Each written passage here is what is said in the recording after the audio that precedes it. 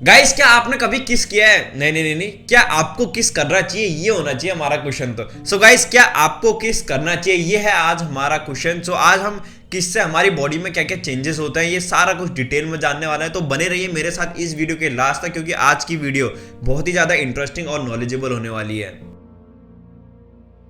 Guys, जब भी आप अपने पार्टनर को किस करते हैं तो सबसे पहले चीज हमारी बॉडी में क्या होता है? सबसे पहली चीज हमारी बॉडी में जो हैप्पी हार्मोन्स होते हैं वो रिलीज होने लगते हैं, वो भी बहुत लार्ज अमाउंट में।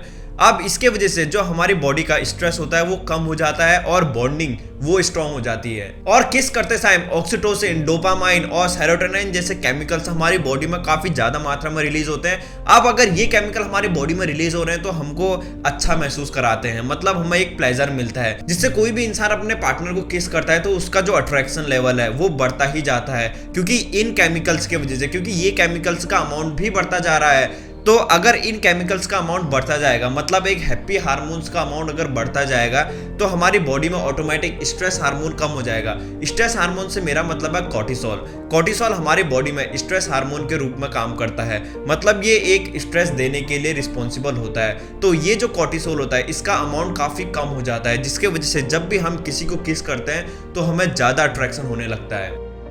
गाइस, सेकंड चीज ये है कि मैंने अभी आपको बताया कि ऑक्सीटोसिन, डोपामाइन और सेरोटोनिन जैसे हार्मोन निकलने लगते हैं, पर यहाँ पर जो ऑक्सीटोसिन है वो यहाँ पर बॉन्डिंग हार्मोन भी हम इसे बोलते हैं, मतलब इसे पार्शली लविंग हार्मोन भी हम कह सकते हैं, पर ये मेनली काम आता है बॉन्ड बनाने में। सो आप जैसे ही अपने पार्टनर को किस करते हैं तो आपकी बॉडी में ऑक्सीटोसिन नाम का ये हार्मोन काफी ज्यादा मात्रा में रिलीज होने लगता है। अब जैसा कि मैंने आपको बताया ये बॉन्डिंग हार्मोन भी है। अब इस हार्मोन का मेन काम ये होता है, ये बॉन्ड क्रिएट करता है, मतलब एक सेटिस्फैक्शन भी देता है। अब ये ऑक्सीटोसिन जैसे ही बॉन्ड क्रिएट कर लेता है तो मेल और फीमेल दोनों का अट्रैक्शन और भी ज्यादा बढ़ जाता है, जिसके वजह से वो आसानी से अलग नहीं हो पाते हैं। सो गाइस, अब इंटरेस्टिंग चीज ये है कि वो ऑक्सीटोसिन ही है जो रिलेशनशिप को स्ट्रॉन्ग बनाता है और एक बॉन्ड क्रिएट करता है।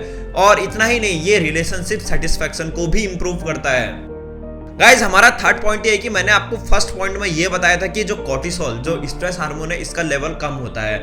अब इसी चीज को प्रूव करने के लिए 2016 में एक स्टडी कंडक्ट की गई, जिसके तहत जो भी पर्सन अपने फिजिकल अपीयरेंस से अनहैप्पी लग रहे थे, मतलब वो लोग किसी न किसी कारण से खुश नहीं थे, तो उनमें ये पाया कि जो कॉर्टिसोल है यानी जो स्ट्रेस हार्मोन है, इसका लेवल काफी ज्यादा पाया गया। अब यहाँ पर साइंटिस्ट ने इसी रिसर्च को देखते हुए अपना एक कंक्लूजन दिया। उन्होंने कहा कि किस करना is not a bad idea. ये कोई भी बैड आइडिया बिल्कुल भी नहीं है, क्योंकि ये टेम्परेरी रूप से कॉर्टिसोल को डाउन करता है, मतलब स्ट्रेस हार्मोन को डाउन करता है। मतलब ये परमानेंट तो डाउन नहीं करता है, बस टेम्परेरी जरूर करता है। सो गाइस, किस करने से ये स्ट्रेस हार्मोन तो कम होता ही है, पर सिर्फ किस करने से ही नहीं, मतलब आप अगर हग भी करते हो अपने पार्टनर को, गले भी मिलते हो, तब भी स्ट्रेस हार्मोन कम होता है, या अपने पार्टनर को आई लव यू भी बोलते हो तब भी स्ट्रेस हार्मोन कम होता है, मतलब कॉर्टिसोल का जो लेवल है वो डिक्रीज होता है। अब जैसे ही इस स्ट्रेस हार्मोन का लेवल कम हो जाएगा तो आपको एक रिलैक्सेशन जैसा मिलने लगता है।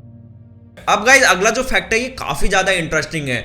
अब जैसे आप कभी भी किस करते हो तो आपका जो ब्लड प्रेशर है वो डाउन हो जाता है। अब आखिर ये होता कैसे, हमारी बॉडी में क्या ऐसा होता है? तो जब भी आप किसी को किस करते हो तो सबसे पहली चीज आपके हार्ट रेट बढ़ जाता है, और हार्ट रेट बढ़ने के साथ साथ आपकी जो ब्लड वेसल्स होती हैं उनकी जो चौड़ाई होती है वो भी बढ़ जाती है। सो अगर ब्लड वेसल की चौड़ाई बढ़ रही है तो हमारा जो ब्लड फ्लो है वो काफी तेज गति से होगा, मतलब हमारा ये जो ब्लड का फ्लो होने का लेवल होता है वो इंक्रीज कर देता है। अब जैसे आप उस अफेक्शन वाले पार्ट से निकल जाते हो तब अचानक से जो आपका ब्लड प्रेशर है वो अचानक से डाउन आ जाता है, जो आपके हार्ट के लिए काफी अच्छा माना जाता है। So many of the scientists said that kissing is good for your heart.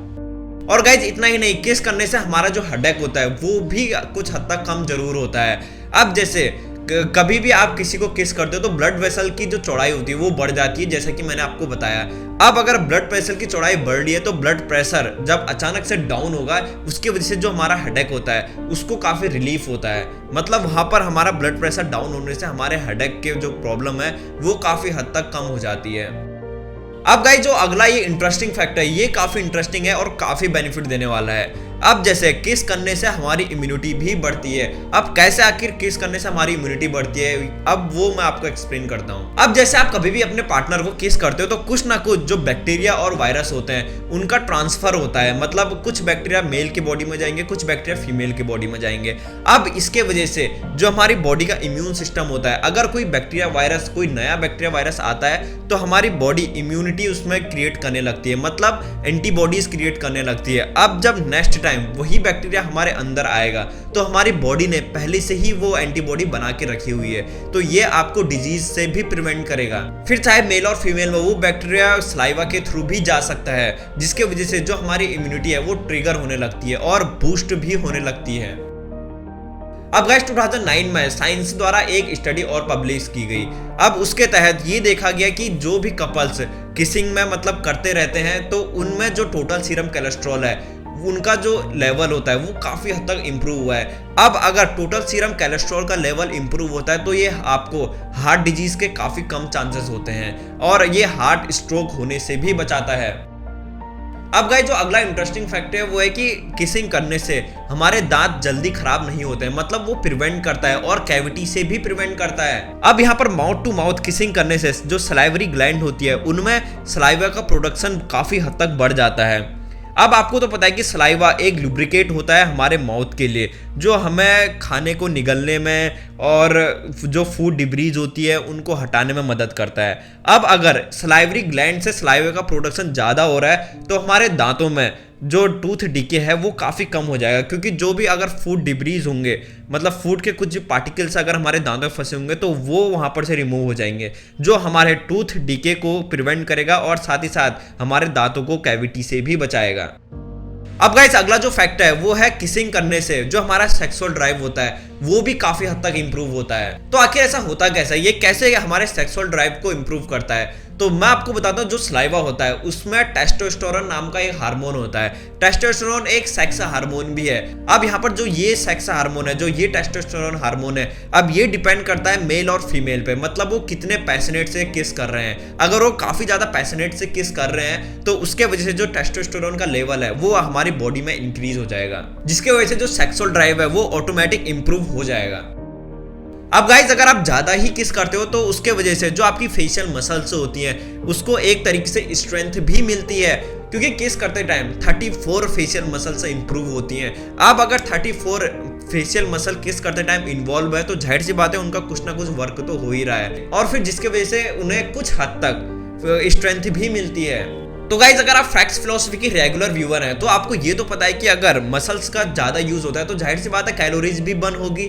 तो अगर 34 फेशियल मसल्स का यूज हो रहा है तो कुछ ना कुछ कैलोरीज वहां पर भी तो बर्न हो रही होगी, तो वहां पर 2 से लेकर 6 कैलोरीज तक वहां पर मिनट बर्न होती है। अब ये डिपेंड करता है कि आप किस पैशनेट से किस कर रहे हैं। सो आई होप गाइज अगर आपको ये वीडियो पसंद आई तो इस वीडियो को शेयर जरूर करेगा। अब गाइज यहाँ पर मोस्टली लोग ऐसा कहेंगे कि यार शेयर कैसे करें, मैं तो किस के बारे में बात कर रहा हूँ। मुझे पता है ये चीजें काफी ज्यादा इंडियन सोसाइटी में देखी जाती हैं। अगर गाइज अगर आपको एक थोड़ा सा भी ऑड वीडियो लग रही है तो आप बिल्कुल भी इसे शेयर मत करिएगा। सो तब तक के लिए थैंक यू सो मच।